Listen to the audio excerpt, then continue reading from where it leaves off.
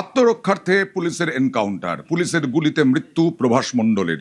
কিভাবে ব্যাখ্যা করবেন আইনজীবী অনির্বাণ গুহ ঠাকুরতা আর বিশেষ সরকারি আইনজীবী বিভাস চট্টোপাধ্যায় কি ব্যাখ্যা দিলেন দেখুন। আমি আইনের ছাত্র, এনকাউন্টারকে কখনোই আমি ততক্ষণ পর্যন্ত ঠিক বলতে পারি না যতক্ষণ না সেটা আইন স্বীকৃত হয়। দু রকমের যুক্তি হয়, একটা আইনি যুক্তি, একটা সামাজিক যুক্তি। কোনো ক্ষেত্রে মনে হচ্ছে যে ইমিডিয়েট অ্যাকশন কোনো ক্ষেত্রে খুব দরকার। ঘৃণ্যতম অপরাধ, সেখানে ত্বরান্বিত যদি বিচার প্রক্রিয়া ত্বরান্বিত না হয় তখনই কিন্তু ফ্রাস্ট্রেশন তৈরি করে। আর যদি আজকে কেউ পালাতে যায় বা পুলিশকে গুলি চালায়, তার মৃত্যু ভয় থেকে সে যদি গুলি চালায়, রাইট অফ সেলফ ডিফেন্সে, রাইট অফ প্রাইভেট ডিফেন্সে, তাহলে সেই এনকাউন্টার কিন্তু সম্পূর্ণ legal according to that judgement. 2014 সালে PUCL ভার্সেস স্টেট অফ মহারাষ্ট্রতে অনারেবল সুপ্রিম কোর্ট যে গাইডলাইন ফ্রেম করেছেন, তো আমরা তো শুনতে পাচ্ছি এই ঘটনায় সে একই জিনিস হয়েছে। এই ঘটনা অবশ্যই তার ক্রস চেক হবে।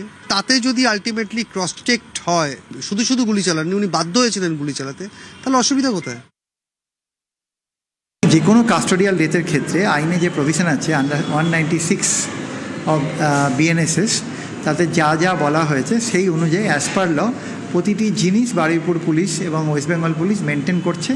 ন্যাশনাল হিউম্যান রাইটস কমিশনকে জানানো হয়েছে এবং একজন ইন্ডিপেন্ডেন্ট লার্নেড জুডিশিয়াল ম্যাজিস্ট্রেট দ্বারা এর এনকোয়ারির জন্য আমরাই প্রেয়ার করেছি স্টেটের তরফে, এবং সেই প্রেয়ারটা অ্যালাউ হয়েছে বারুইপুর কোর্টে। সেই এনকোয়ারি প্রসেস চলছে।